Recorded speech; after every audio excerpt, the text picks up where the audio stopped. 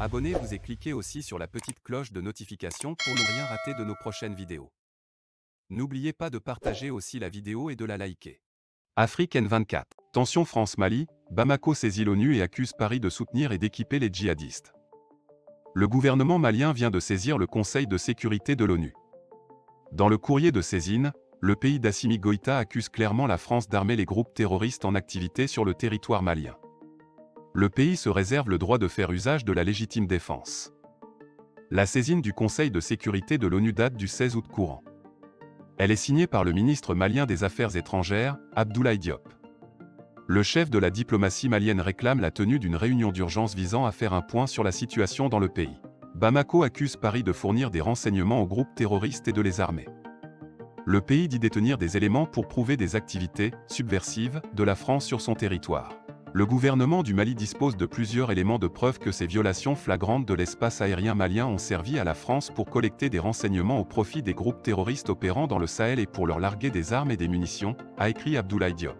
La lettre de saisine, devenue virale sur les réseaux sociaux, évoque notamment les violations répétées de l'espace aérien du Mali par la France. C'est en raison de suspicions de manœuvres de déstabilisation de la France que le gouvernement du Mali s'est fermement opposé à la demande de soutien aérien de la France au profit de la MINUSMA, afin que la France ne se serve pas de la mission onusienne comme prétexte pour mener des opérations subversives visant à fragiliser davantage le Mali et la région du Sahel, lit-on dans la note. Violation de l'espace aérien.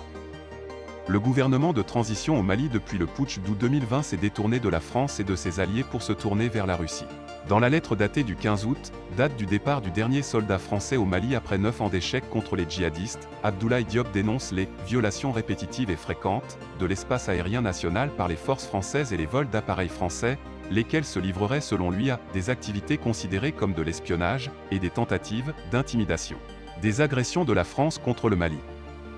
Évoquant le droit international, le gouvernement du Mali estime que ces actes de la France constituent une agression, qui est définie, selon la résolution 3314 de l'Assemblée générale des Nations unies du 14 décembre 1974, comme l'emploi de la force armée par un État contre la souveraineté, l'intégrité territoriale ou l'indépendance politique d'un autre État ou de toute autre manière incompatible avec la Charte des Nations unies.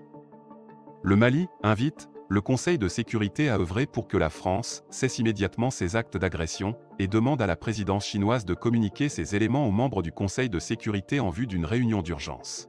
En cas de persistance dans cette posture qui porte atteinte à la stabilité et à la sécurité de notre pays, le gouvernement du Mali se réserve le droit de faire usage de la légitime défense, avertit Abdoulaye Diop. La réaction de Bamako intervient 2 jours après le retrait définitif de la force Barkhane, 12 août 2022, présente dans le pays depuis 2013, sans avoir réussi à éradiquer le terrorisme. Au vu du bilan catastrophique, les nouvelles autorités maliennes ont décidé de virer l'armée française. Pour le moment, aucune réaction des autorités françaises. Likez la vidéo si ce n'est pas déjà fait. Laissez aussi votre point de vue en commentaire.